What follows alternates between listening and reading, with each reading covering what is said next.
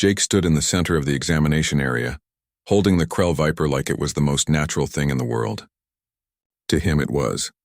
He had held dozens of snakes back on Earth, from harmless garden snakes to venomous rattlesnakes that wandered onto his family's property. This alien creature was different in appearance, but its behavior was familiar. The Viper's 6 eyes studied his face with what seemed like curiosity. Its forked tongue continued to flick out, tasting the air and gathering chemical information about Jake. The scales had shifted to blue and green now, colors that indicated a calm state according to the research Jake had studied. The key, Jake said, addressing the stunned classroom, is understanding what the creature wants. Right now, this Viper wants to feel safe. It wants to know it is not going to be hurt or dropped. See how I am supporting its body weight in multiple places? He adjusted his grip to demonstrate. Never let a snake feel like it is falling. That is when they panic and bite. Keep them supported, move smoothly, and stay calm. Animals can sense fear. If you are scared, they get scared. If you are calm, they calm down too. Mayara had both sets of hands covering her mouth, her skin flickering between a dozen different shades of fear and amazement. "Jake," she said, her voice barely above a whisper, "please be careful." "I am being careful," Jake assured her with a smile. "This is careful for me. I know it looks crazy to you all, but I promise I know what I am doing." He began walking slowly toward the empty containment unit, the Viper still resting in his hands. "On Earth we have a saying, the most dangerous animal is the one you do not understand. This Viper is not dangerous because it is evil or aggressive by nature. It is dangerous because it has defenses and it will use them if it feels threatened." The Viper's head moved in a slow pattern, following the motion of Jake's walk. It seemed almost relaxed now, its body flowing smoothly through his grip. "Think about it from his perspective," Jake continued, speaking as much to the Viper as to the class. He was taken from his home, put in a box, transported who knows how far. Everything is strange and scary. Then a giant creature opens his container. He has 2 choices, attack or wait and see what happens. Lucky for both of us, he chose to wait. Professor Velkus had not moved from his spot, but his mandibles were clicking rapidly, a sign of deep agitation. "Jake, in all my years of teaching, I have never seen anyone handle a Class 7 specimen without full protection. That is because your classification system is based on maximum possible danger," Jake said. He had reached the empty container now. "It does not account for behavior or probability. Yes, this Viper could kill me, but the chances of that happening if I handle him correctly are pretty low." He began lowering the Viper into the new container, moving slowly and carefully. "The problem is that most species in the galaxy evolved on easier worlds. You did not have to deal with predators every day. You did not grow up learning to read animal behavior because your life depended on it." The Viper slid into the new container smoothly. Jake made sure it was fully supported before removing his hands. The creature immediately moved to the heated rock that had been placed there for it, coiling up in a comfortable position. "Earth taught humans to understand predators," Jake said, sealing the container. "Not because we wanted to, but because we had to. You cannot farm when bears raid your livestock. You cannot swim when sharks hunt in the water. You cannot even garden when some plants have toxins that can kill you. We learn to coexist with danger." He turned back to face the class, brushing his hands off. "And that taught us something important. Most creatures do not want to fight. Fighting risks injury, wastes energy, and might not even succeed. Animals would rather avoid conflict when possible." The Viper watched Jake from its new home, its scales still showing calm colors. It flicked its tongue a few times, then settled down on its warm rock, apparently satisfied with the new arrangement. Zixith pulsed a question in light patterns. "But what if you were wrong? What if it had attacked? Then I would have gotten bitten," Jake said with a shrug. "It would not be the first time. When I was 15, a copperhead got me while I was moving firewood. It hurt a lot, and I spent a night in the hospital, but I survived. 2 years later, I got stung by a scorpion. Last year, a spider bite gave me a nasty infection." The casual way he listed these injuries sent another wave of shock through the students. Mayara's skin had gone almost white. "You have been bitten by venomous creatures multiple times?" she asked, her voice faint. "Yeah," Jake said. "That is part of living on Earth. You learn to be careful, but accidents happen. The important thing is that each time taught me something. I learned to check my boots for scorpions, to wear gloves when moving wood, to watch where I put my hands in the garden." Korth spoke up, his deep voice thoughtful. So you are saying that your survival of these injuries gave you confidence to handle more dangerous creatures? Partly, Jake agreed. But more than that, surviving taught me to respect danger without fearing it unnecessarily. There is a difference. Fear makes you freeze or panic. Respect makes you cautious and aware. This viper deserves respect, but it does not deserve fear. Professor Velkus had finally moved closer, examining the viper in its new container. The creature was resting peacefully, showing no signs of stress. The specimen appears completely calm, he observed. Its vital signs are normal. There is no indication of the trauma that typically results from forced relocation. Because it was not forced, Jake explained. I let it be part of the process. It could feel that I was not trying to hurt it. Animals are smarter than people give them credit for. They can tell the difference between someone who wants to harm them and someone who is just trying to move them safely. A Telvanni student in the back raised a tentacle. But surely your method cannot work for all creatures. What about truly aggressive species? You are right, Jake admitted. Some creatures are too aggressive or too territorial to handle safely. Some are too large or too venomous or too unpredictable. I am not saying you should handle everything barehanded. I am saying that the classification system should include behavior, not just capability. He gestured to the viper. This guy's class 7 because he can kill, but he should maybe also be noted as behaviorally cautious, non-aggressive unless provoked, and responsive to calm handling. That would give people more information to work with. Professor Velkus tapped his limbs together in thought. An interesting perspective. You're suggesting a multi-axis classification system rather than a single danger rating. I guess so, Jake said. I just think there is more to an animal than how dangerous it could be in the worst-case scenario. The professor looked at Jake for a long moment. You have completed the task successfully. The specimen has been relocated without harm to either party. By any measure, that is a perfect score on the examination. A murmur went through the classroom. Several students looked at each other in disbelief. Jake had just handled one of the most dangerous creatures in the practical exam, used no safety equipment at all, and received a perfect score. However, Professor Velkus continued, his tone serious, I must emphasize that what Jake did should not be attempted by other species. Humans have unique adaptations from their Deathworld origins. They have faster reflexes, stronger immune systems, higher pain tolerance, and apparently a cultural familiarity with dangerous predators that most species lack. He looked around at the class. Do not try to copy this technique. Each species has its own strengths. Learn from Jake's approach to understanding animal behavior, but apply it within your own safety parameters. As students began to file out after class ended, many stopped to talk to Jake. Some congratulated him. Others asked questions about how he knew the viper would not bite. A few still looked at him with fear, but now it was mixed with a kind of awe. Mayara approached slowly, her skin showing a mix of emotions in swirling colors. That was either the bravest or the most foolish thing I have ever seen, she said. Maybe a bit of both, Jake admitted with a grin. Will you teach me? She asked suddenly. Not to handle dangerous creatures like you do, but to understand them better. I want to learn to read their behavior the way you do. I would be happy to, Jake said. Fair warning, though, it takes time. And you have to be willing to observe carefully and learn from mistakes. Korth joined them, his expression thoughtful as always. I am beginning a research project on comparative threat assessment across species. Would you be willing to share your perspectives? Sure, Jake agreed. Could be interesting. Sixth flashed lights that Jake interpreted as excitement. The Lithian had been documenting everything with recording equipment. The footage of Jake handling the Viper was already spreading through the station's network. As Jake walked back to his quarters that evening, he had no idea that his practical exam had just become the most viewed video at the Galactic Institute, or that his demonstration would spark debates across the coalition about how dangerous creatures should be classified and handled, or that he was about to become not just a student, but a teacher who would change how the galaxy thought about predators. All he knew was that he had passed his exam, made some good friends, and gotten to work with a fascinating alien creature. For a kid from Montana, that was a pretty good day.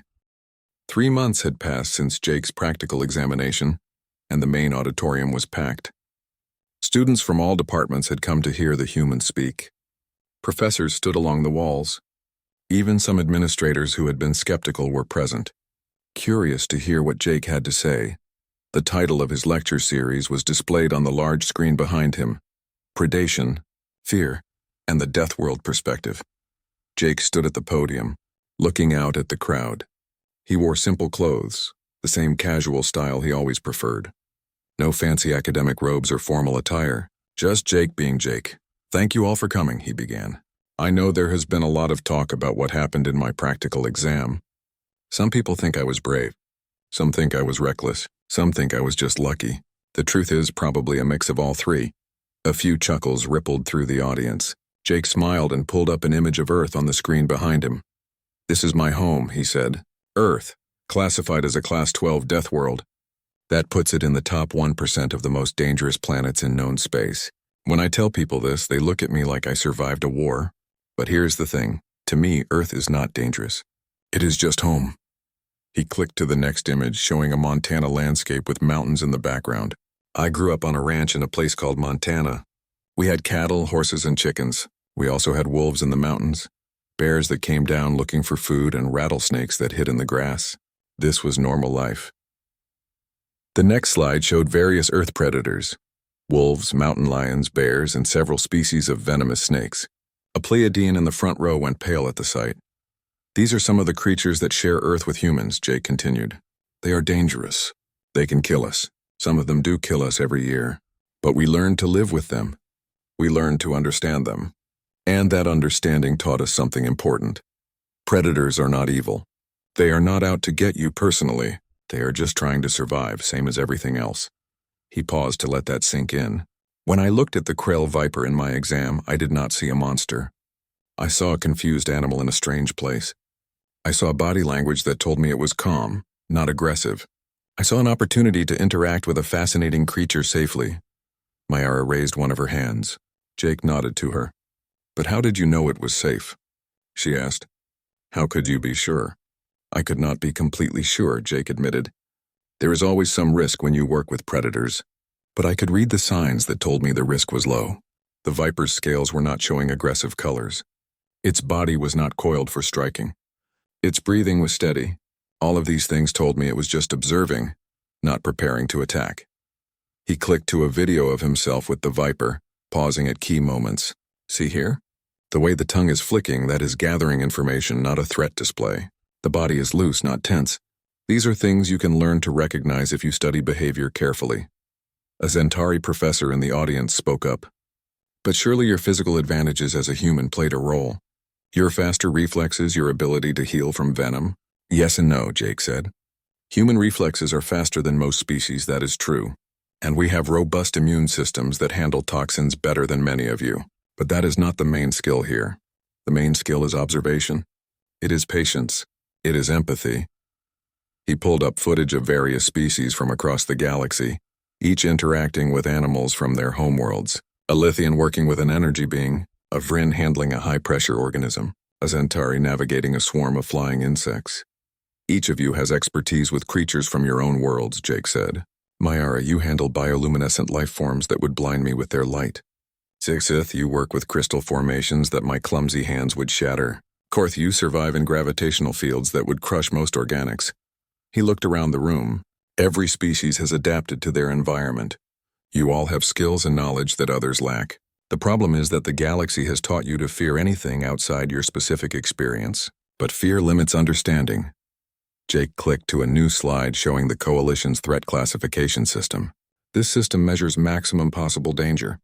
That is useful for safety protocols, but it does not tell the whole story. It does not account for behavior, for context, for probability. It just says, "This creature could kill you, stay away." He modified the slide to show a proposed new system with multiple axes. What if we added more information? Not just capability, but behavior patterns, aggression levels, territorial tendencies, stress responses. That would give a more complete picture. Professor Velka stood and addressed the room. "Jake has challenged many assumptions about how we approach xenobiology. His methods are not universal. A Pleiadian should not try to handle a Krell Viper the way he did. But his perspective is valuable. We have let caution become limitation." The professor's endorsement carried weight. He continued, "I propose that the Institute establish a new field of study, comparative threat psychology. We should examine how different species perceive danger and learn from each other's strengths. Together we can develop better understanding of the life we share this galaxy with. The auditorium erupted in discussion. Some voices supported the idea enthusiastically. Others raised concerns about safety and protocol. But everyone was engaged, thinking about these questions in new ways. After the lecture ended, dozens of students crowded around Jake, asking questions. They wanted to know more about reading animal behavior, about Earth creatures, about how to overcome fear and build understanding. Over the following weeks, Jake gave more lectures to increasingly large audiences. News of his talk spread beyond the institute. Some universities began discussing curriculum changes. Research grants were allocated to study comparative threat assessment. The conversation Jake had started was growing into something bigger than anyone expected. His friendship with Mayara, Korth, and Zixith deepened as well. They became his study group, his support system, and his collaborators. Mayara had overcome much of her initial fear, working her way up to handling small Earth creatures that Jake imported for demonstrations. She would never be comfortable with large predators, but she no longer froze in panic at the sight of teeth or claws. One evening, several months after the practical exam, the four friends sat in the observation lounge. Through the massive viewport, stars wheeled slowly past. Mayara held a small gecko on her palm, marveling at how its feet gripped her skin. "I cannot believe I'm doing this," she said, her colors showing excited nervousness. "An animal from Earth, from a death world." "It is just a gecko," Jake said with a smile. "It eats bugs and thinks you are a warm tree." "But it is a predator," Mayara pointed out. "It hunts and kills for food." "So do you," Korth rumbled. "Your people eat genetically modified protein organisms. Those are alive too before they become food. Being a predator does not make something evil," Zixith flashed in agreement. "I have been researching Earth ecology. The balance between predator and prey creates healthy ecosystems. Without predators, prey populations explode and destroy plant life. Everything is connected." The gecko, unbothered by the philosophical discussion, caught and ate a small insect that had wandered too close.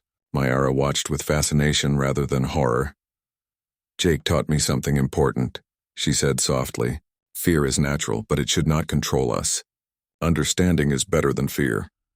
"That is the best summary of everything I have been trying to say," Jake said. "You learned it faster than I thought you would." "Because you are a good teacher," Mayara replied, her skin glowing with warm colors. "You do not just tell us facts, you show us how to see things differently." Korth had continued his research project, which had grown into his thesis work. He was documenting threat perception across 50 different species, building a comprehensive database of how various life forms assessed danger. Jake's insights had been crucial to the project. "I am presenting my findings to the Science Council next month," Korth said. "They are considering adopting a new multi-axis classification system based partly on our work." "That is incredible," Jake said. "Your research could actually change policy?" "It could," Korth agreed. "But it would not have been possible without your perspective. You showed us what we were missing." Zixith had become something of a bridge between Jake and the wider student body. As a Lithian, they were comfortable with types of danger that terrified organics, but they also understood the fear that others felt toward more conventional threats. They helped translate Jake's ideas into frameworks that different species could relate to. "I think the galaxy needed you, Jake," Zixith flashed. "We had become so focused on safety that we forgot about connection. You reminded us that understanding requires risk. Small risks, calculated risks, but risks nonetheless." Jake watched his friends and felt a wave of gratitude. When he had arrived at the institute, he had been alone, the scary Deathworlder that everyone avoided. Now he had true friends, people who saw past the classification to who he really was. "I learned as much from you as you learned from me," Jake said.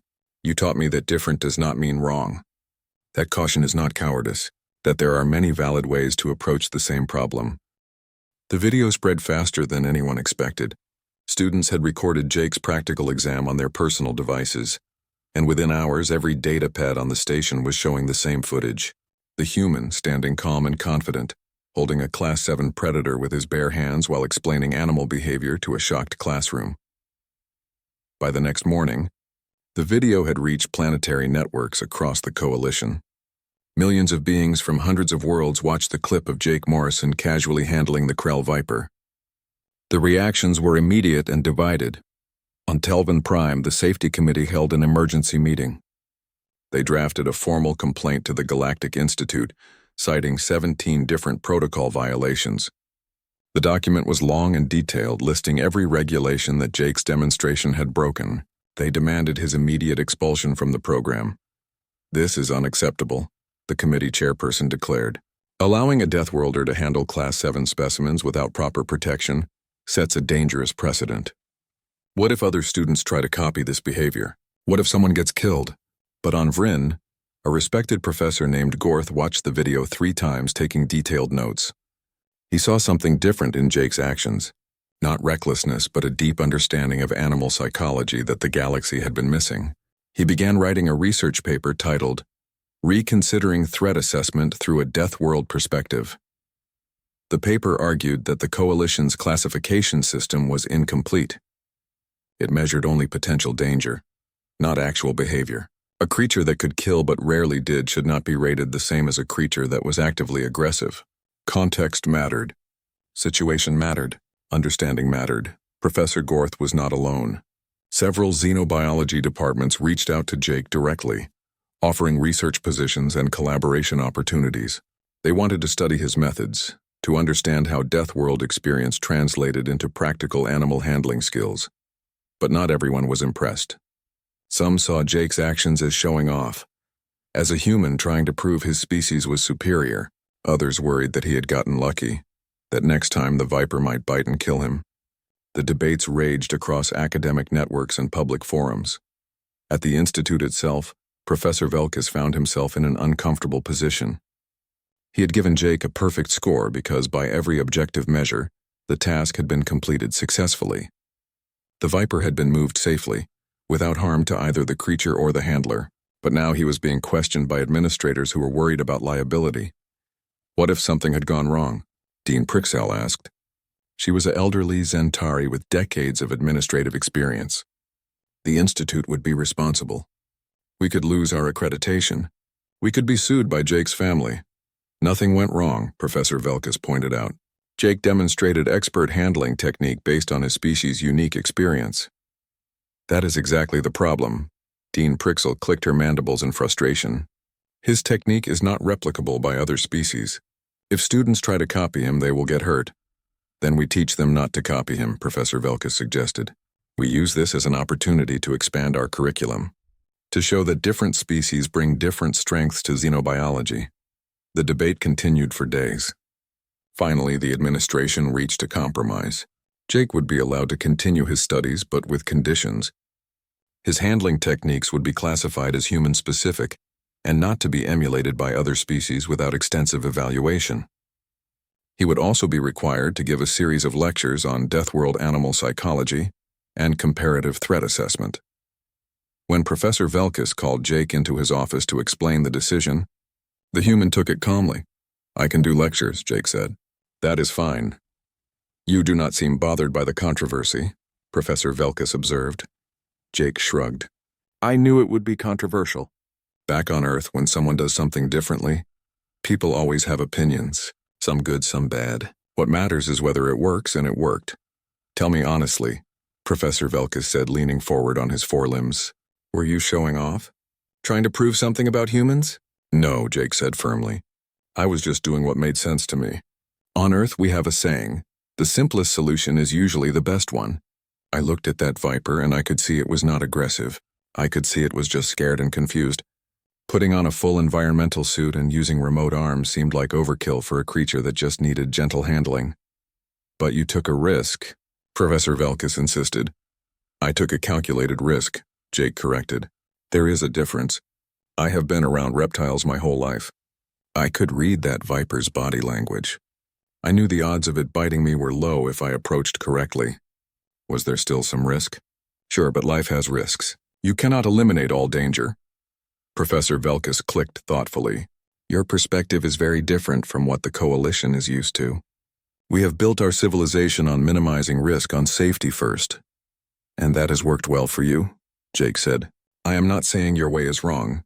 I'm just saying there might be more than one right way to do things. The professor was silent for a long moment. You have made me question assumptions I have held for my entire career, he finally admitted. I am not sure yet if that is good or bad. Jake grinned. Give it time. You will figure it out. As word spread that Jake would be giving lectures, enrollment in his first talk filled up within hours. The auditorium that held 300 students had over 500 requests. They had to set up video feeds to overflow rooms. Meanwhile, Jake's classmates had their own reactions to process. Mayara spent an entire evening with Jake in the observation lounge, asking him to teach her how he read animal behavior. She wanted to understand what he saw that others missed. Watch the eyes, Jake explained, showing her videos of different creatures. Are they tracking you as a threat or just observing? Watch the breathing. Fast and shallow usually means stress or fear. Watch the body position. Is it coiled tight or relaxed? All these little signs tell a story. Mayara's skin shifted through thoughtful colors as she absorbed the information. I never paid attention to these details before. The protocols just tell us to assume danger. Protocols are important, Jake said, but they should be the starting point, not the ending point. Once you know the rules, you can learn when to bend them and when to follow them exactly. Korth had begun his research project in earnest, interviewing students from different worlds about how they perceived danger. The results were fascinating. A Telvanni rated a small earth lizard as terrifying because it moved unpredictably. A Lithian was unbothered by electrical creatures that would kill most organics. A Pleiadian found anything with sharp teeth horrifying, even if it was herbivorous. Threat perception is completely relative, Korth concluded in his preliminary report. What humans find manageable, others find lethal. What Lithians handle easily, humans cannot touch. There is no universal scale of danger because danger itself is not universal. Zixith had become something of a celebrity as well, since the recording equipment had been theirs. The Lithian was fielding interview requests from news networks across the coalition. Everyone wanted to know what it was like to witness a human handling a deadly predator. Honestly, Zixith flashed to one reporter. At first I was sure Jake was going to die. I thought we were about to watch a tragedy happen. But then I saw how calm the Viper was, how relaxed Jake remained, and I realized I was witnessing something new. Not danger, but mastery. The controversy showed no signs of dying down. If anything, it grew stronger as more voices joined the debate. Some called for stricter regulations on Deathworld species in academic programs. Others pushed for curriculum reform that would incorporate multiple perspectives on animal handling. A few extreme voices even suggested that humans should be restricted from xenobiology programs entirely, that their instincts were too dangerous, their risk tolerance too high. These voices were quickly countered by others who pointed out that humans brought valuable insights that the galaxy needed. Through it all, Jake continued his classes and prepared his lectures. He spent hours with Professor Velkus, reviewing what topics to cover and how to present them in ways that other species could understand. They discussed teaching methods, safety considerations, and how to emphasize that Jake's techniques were not meant to be copied blindly. One evening, as Jake sat in his quarters reviewing his notes, he received a message from his parents back on Earth. They had heard about the controversy through human news networks. Are you okay? His mother asked in the video message. We saw what happened. That was very dangerous, sweetie. I am fine, Mom, Jake replied in his return message. I knew what I was doing. The snake, well, the Viper was not aggressive. I promise I was safe. His father appeared in the frame. Your grandfather would have been proud, he said with a smile. That is exactly the kind of thing he would have done. Treat the animal with respect, understand its nature, and work with it instead of against it. That message meant more to Jake than any of the academic debates or news coverage. His grandfather had taught him everything he knew about animals, passing down generations of ranching wisdom. The old man had died 2 years before humanity made contact with the galaxy. The day of the practical examination arrived with perfect timing. Jake woke up early in his quarters and went through his normal routine. He ate a large breakfast, knowing that humans needed more food than most species. Then he headed to the amphitheater-style classroom where the exam would take place. The room was already filling up with students when he arrived. Everyone looked nervous. Some were reviewing notes on their data pads. Others were practicing handling techniques with empty containers. The air was full of worried whispers in a dozen different languages. Jake found a seat near the middle and watched as Professor Velkus prepared the examination area. Behind the professor, 20 containment units sat in a row. Each one held a different creature from somewhere in the galaxy.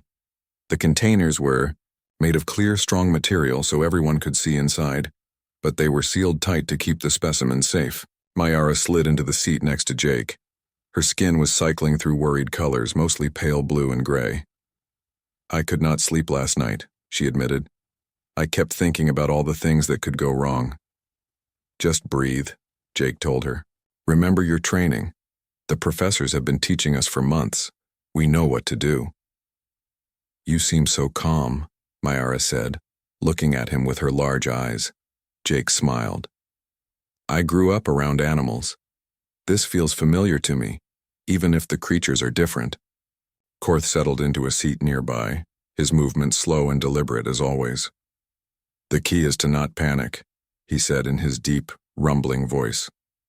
"Panic causes mistakes." Zixith flashed a pattern of lights that Jake had learned meant agreement. The four of them had become good friends over the past months, studying together and helping each other understand the material. Professor Velkus called the class to order. His 6 limbs were folded in a formal position. "Welcome to your practical examination in advanced xenobiology," he said. "Today you will demonstrate your ability to safely interact with a live specimen. Each of you will be assigned a creature at random. You must assess its threat level, use appropriate safety equipment, and complete a basic handling task without harm to yourself or the specimen." He gestured to the table full of equipment next to the containment units. "You have access to full environmental suits, remote handling tools, sedation equipment, and all standard safety gear. Use whatever you need. There is no penalty for using more protection. There is a severe penalty for taking unnecessary risks." One by one, Professor Velkus called students forward. The first was a Telvanni named Crix. She was assigned a floating jellyfish-like creature from a water world. Crix put on a full suit, with breathing apparatus, and carefully transferred the creature to a new tank. It took her 15 minutes, but she did it successfully. Next came a Lithian student who handled an energy-based life form. Then a Vryn who worked with a burrowing creature that had defensive spines. Each student approached their task with extreme caution, layering on protection and using remote tools whenever possible. Mayara was called up and assigned a slow-moving fungal colony. She wore full environmental protection and used long-handled tools to transfer it to a new container. Her hands shook the whole time, but she completed the task. When she returned to her seat, her skin was bright with relief. Korth handled a skittish sand dweller that tried to hide from him. He moved slowly and patiently, speaking in his calm, deep voice, until the creature relaxed enough to be moved. Zixith worked with a crystalline formation that was sensitive to light. The Lithian used carefully controlled flashes to keep it calm while relocating it. Every student followed the same pattern. Lots of protection, lots of caution, lots of distance between themselves and the creature. This was how the galaxy handled potentially dangerous life forms. Safety first always. "Jake Morrison," Professor Velkus called. Jake stood up and made his way down to the examination area. He could feel every pair of eyes in the room following him. The human, the Deathworlder. Everyone was curious to see what he would do. Professor Velkus led him to a larger containment unit.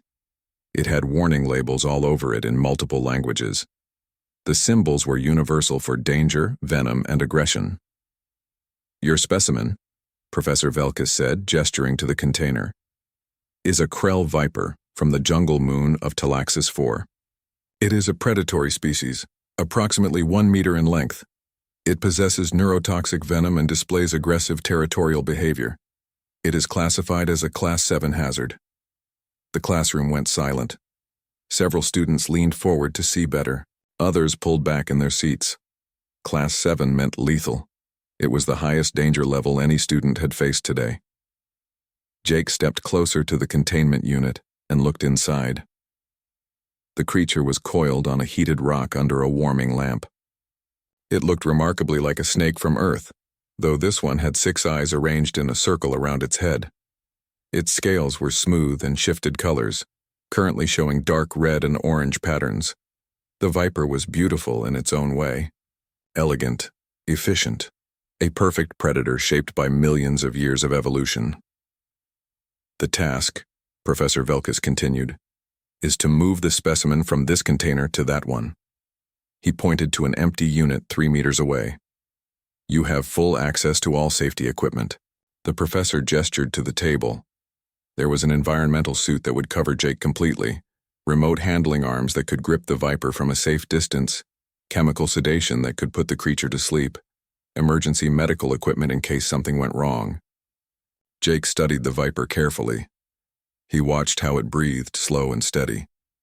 He observed the way its tongue flicked out occasionally, tasting the air. He noticed that its body was relaxed in its coil, not tense and ready to strike. The creature was resting, not hunting.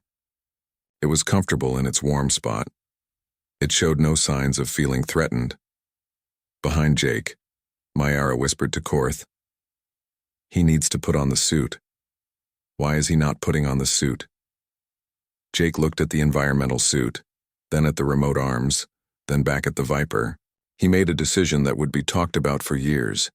He reached out and opened the containment unit with his bare hands. The reaction was immediate. Mayara's skin flashed through every color of alarm. Several students made startled sounds in their native languages. Korth pulled his head slightly into his shell. Zixith's lights went chaotic. Professor Velkus lunged forward but stopped himself. His training told him that sudden movements might startle the creature and make everything worse. "Jake," he said, his voice tight with controlled panic. "What are you doing?" "It is okay," Jake said calmly. "I know what I am doing." He moved slowly, keeping his hands visible. He did not grab at the Viper or make any sudden moves.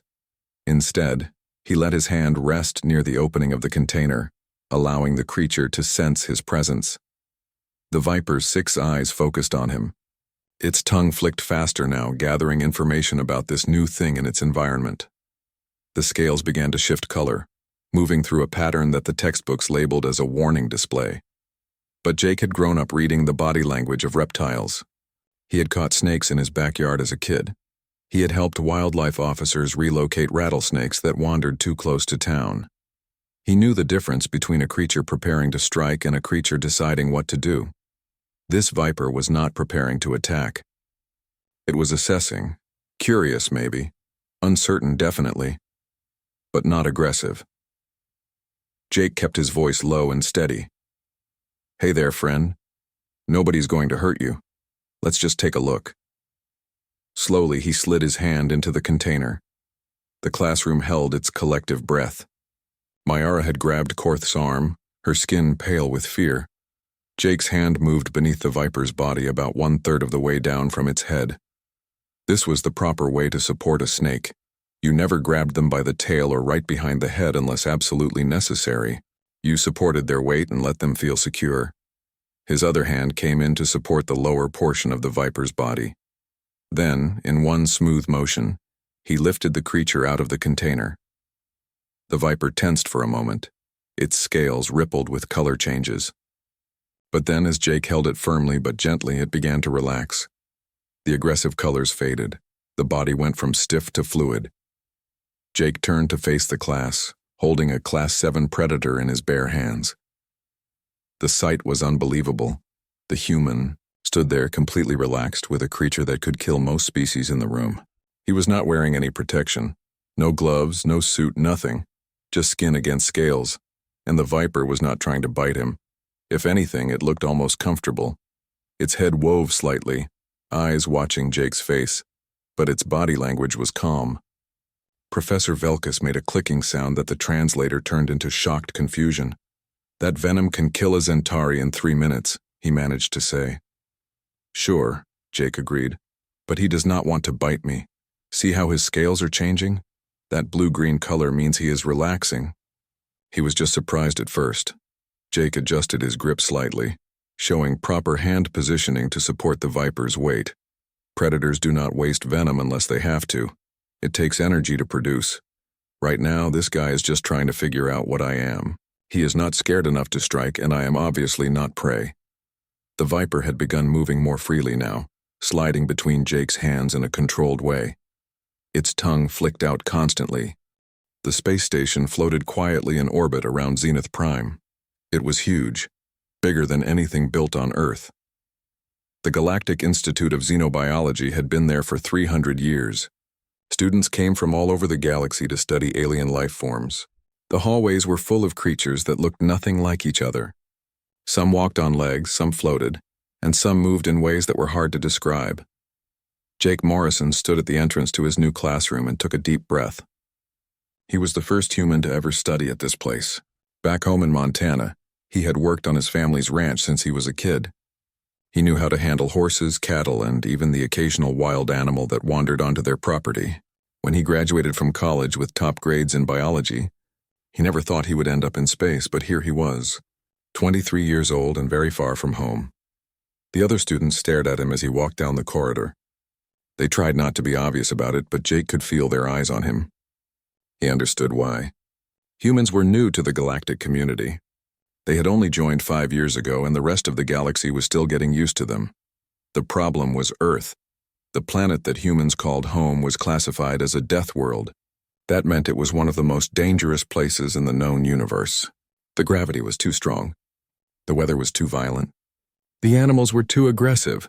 Even the tiny bacteria on Earth could kill most alien species. Jake had read the reports. The Galactic Coalition had studied Earth for years before making contact. Their scientists were amazed that intelligent life had evolved there at all. Most worlds that produced complex life were gentle places, stable climates, mild weather, and peaceful ecosystems. Earth was none of those things. Because humans came from such a harsh world, the other species were afraid of them. Not in an obvious way, but Jake could see it. The way students moved to the other side of the hallway when he passed. The way conversations stopped when he entered a room. The nervous glances. Professor Velkis was waiting in the classroom. He was a Zentari, which meant he looked like a large insect standing on his back legs. He had 6 limbs, multiple eyes, and a clicking way of speaking that a translator turned into words Jake could understand.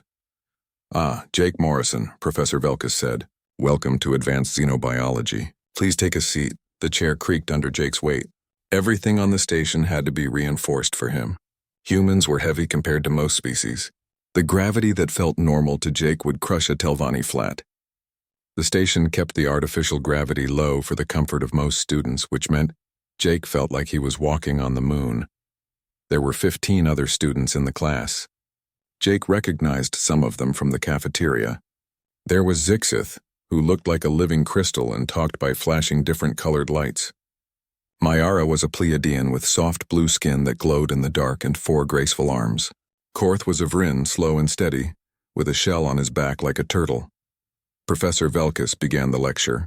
He talked about safety protocols for handling alien creatures. The rules were strict and detailed. Always wear protective equipment. Never approach an unknown species without proper scanning. Use remote tools whenever possible. Maintain a safe distance at all times. Jake listened and took notes, but some of it seemed excessive to him. The professor was describing how to handle a small plant-like creature from a low-gravity world. The protocols required a full environmental suit, 3 different types of scanners, and a containment field. Back on Earth, Jake's grandmother kept more dangerous plants in her garden, but he kept quiet. He was new here, and he wanted to learn their ways before he started questioning them. After class, Jake headed to the cafeteria. The food there was strange, but the station had done its best to provide meals humans could eat. He loaded his tray with protein-heavy dishes and found a table in the corner. "Excuse me," a soft voice said. "May I sit here?" Jake looked up to see Miara standing there, her skin shifting through nervous purple and blue colors. Her people communicated partly through these color changes, and Jake had been studying what they meant. "Of course," Jake said, gesturing to the seat across from him. Miara sat down carefully, her large eyes watching him. "I wanted to apologize," she said. "Many of us have been avoiding you. It is not personal." "I understand," Jake said. "I know my reputation precedes me." "Your reputation?" Miara asked. "You know, human from Earth, Deathworld survivor, probably dangerous," Jake said with a slight smile. Miara's skin flushed pink, which Jake had learned meant embarrassment. "It is not that we think you are dangerous," she said quickly. "It is more that we do not know what to expect. Our worlds are so different." "Tell me about your world," Jake said, genuinely interested. Mayara relaxed a little and began describing her home planet. It was a peaceful place with 3 suns and no harsh seasons. The most dangerous animal there was a small creature that could give you a rash if you touched it wrong. There were no predators, no venom, no natural disasters. Life just existed in harmony. As she talked, Jake began to understand the gap between their experiences. On Earth, nature was constantly trying to kill you. You learned to be aware, to watch for danger, to respect the power of the natural world. On Mayara's planet, nature was gentle and forgiving. "Your world sounds beautiful," Jake said when she finished. "It is," Mayara agreed. "But now I'm curious about yours. What is it really like on Earth?" Jake thought about how to answer. "It is challenging," he finally said. "We have storms that can destroy buildings, animals that can kill you with teeth, claws, or venom. Even some plants are dangerous. But it is also beautiful. There is something about surviving in a harsh world that makes you appreciate the good moments more." "That sounds terrifying," Mayara said, her skin going pale.